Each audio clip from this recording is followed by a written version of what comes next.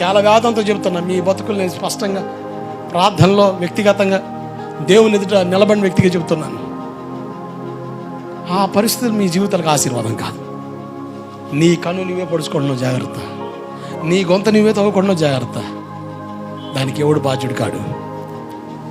నెత్తినెవరు కొట్టుకోమునిపే నేను అంటాను, దావీదు ఏడ్చాడు, అబ్షాలోమా నీకు మారుగా నేను చచ్చిపోతే అంత బాగుండేదిరా, అరే కొడుకా నీకు బదులు నేను చచ్చిపోతే ఎంత ఏడ్చాడు, అంత ఏడ్చాడు. నేనేమనుకుంటున్నానంటే ఆ ఏడిపోయేదో బెత్షెబాతో పొరపాటు చేసినప్పుడు ఏడ్చుంటే దేవుడు క్షమించేవాడు. సరే పొరపాటు చేసావు, తొందరపడ్డావు, తోలనాడు, సరే నువ్వు దేవుని కాడ ఏడ్చి ప్రాధేయపడి కన్నీరు కాచుంటే ఆ ఏడుపు వచ్చేది కాదు. కన్న కొడుకు చచ్చిపోయే పరిస్థితి, పిల్లలే కొట్టుకొని చచ్చే పరిస్థితి, సొంత కొడుకే సొంత కూతురు పాడు చేసే పరిస్థితి. అంత దారుణం అండి. ఒక దైవజనుడికి చెప్తున్నాను, నీ మేలు కోరి చెప్తున్నాను. పొద్దుత్మని ఇదే ప్రసంగం కాదు, చాలా విషయాలు ఉన్నాయి బైబిల్లో. మనం విడిచి మొదలకి వెళ్తే నిత్య రాజ్యానికి వారసులుగా మారుతాం, అంతే దేవుని ఆశ. దేవుడికి స్తోత్రం కలుగునుగాక. పాపంలో వచ్చే జీతం నష్టం ఎంతో చూడండి. ప్రశాంతత లేకుండా ఎంతకాలం అండి, దినదన నూరేలా వేసినట్టుగా. నెమ్మది లేదు కదా, టెన్షనే, భయమే, ఆందోళనే, కలవరమే. కారణం ఏంటి? నీ పాపమే కదా, నీ హృదయంలో దాచబడిన ఆ దోషమే కదా నీ జీవితాన్ని ఈడ్చుకొని పోతుంది, నష్టపోతుందివే కదా. నీ నష్టాన్ని గుర్తించి దేవుడు మాట్లాడుతున్నాడు, నీకు అర్థం కావట్లా.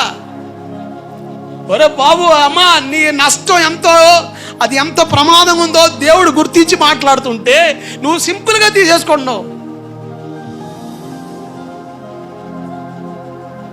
నేను అంటాను, దేవుని మాట ప్రాణప్రదంగించు. ఎప్పుడు నేర్చుకుంటారు ఆ విషయం నాకు అర్థం కావట్లే. దేవుని మాటని ప్రాణప్రదంగా ఎప్పుడు ఎంచుకోగలుగుతావు? సావు బతుకుల్లో వచ్చినప్పుడా, మరణ పడగలు ఉన్నప్పుడా? నువ్వేంది పోటీ ప్రార్థన రానుడు కూడా చేస్తాడు, వాడికి నీకు తేడా ఉండొద్దు.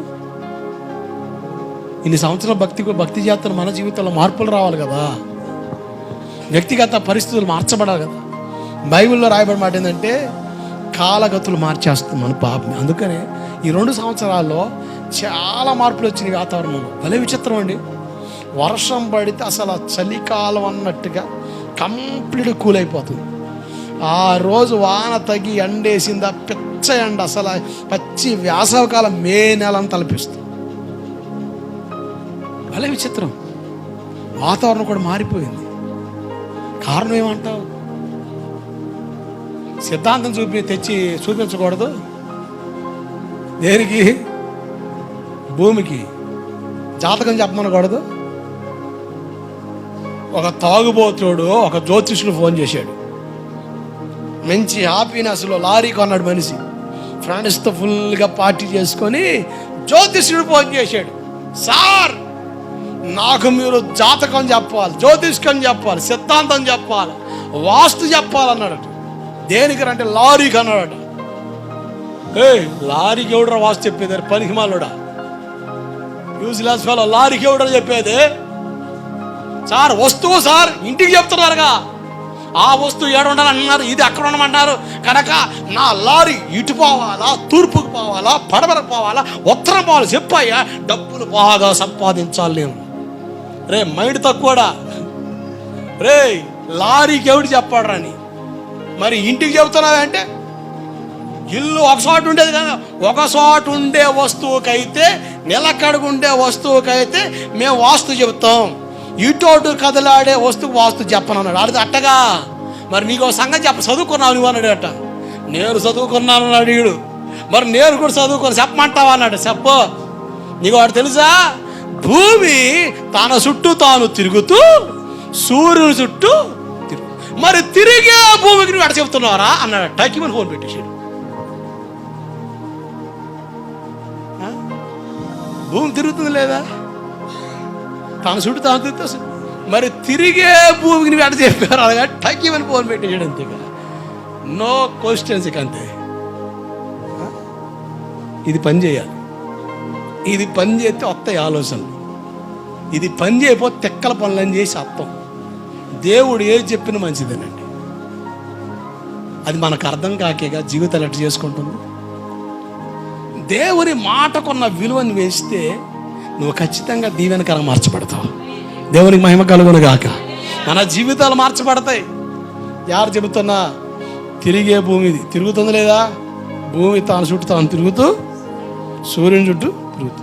లేకపోతే ఆపేసావా? సైన్స్ చెబుతున్నమాట, బైబిల్ కాదు. బైబిల్ చెబితే అట్టగా చెబుతలే అని చెప్తారు. శాస్త్రజ్ఞులు చెప్పారు ఆ మాట.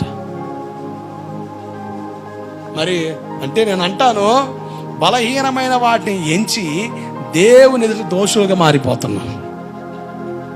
బలహీనమైన వాటి మీద ఆధారపడి దేవునికి దోషులుగా మారిపోతున్నాం. ఆ నమ్మకం ఏదో దేవుని వాక్యం పెట్టు, ఆ నమ్మకం ఏదో దేవుని సన్నిధిని పెట్టు, ఆ నమ్మకం ఏదో వాక్యం మీద, ప్రార్థన మీద, భక్తి మీద, ఆత్మీయ అనుభవాల మీద పెట్టు. నువ్వే సాక్ష్యం చెబుతావు. నువ్వే సాక్ష్యం చెబుతావు. స్థిరమైన సాక్ష్యం, కదిలాడే సాక్ష్యం కాదు, కదిలిపోయేది కాదు. స్థిరమైన సాక్ష్యం చెబుతావు. దేవుడు నీ జీవితం అంత మేలు చేస్తాడు. దేవునికి మహిమ కలుగును గాక.